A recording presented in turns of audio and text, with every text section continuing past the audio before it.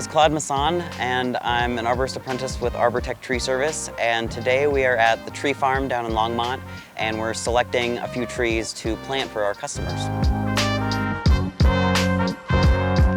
Another thing that's important to consider when choosing a tree is this concept of species diversity, and that basically is the concept that we want to shy away from what's called a monoculture, and is when you have the same species of tree in a concentrated area. So we're planting non-native species in our neighborhoods and urban landscapes. They're susceptible to a whole host of invasive pests and disease.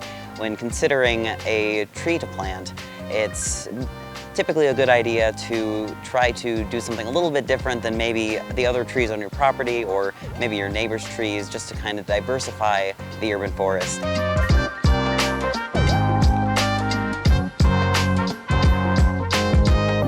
Here we're at a Ball-and-Burlap tree, and that refers to the fact that the tree has been planted in native soil outside of the container that it's currently in.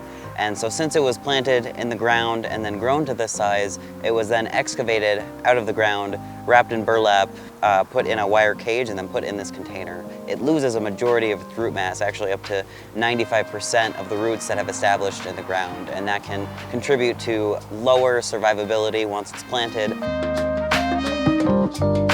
So here we're at a containerized tree, and that's referring to the fact that this tree has been planted in a pot and grown to this size within this container that you see it in.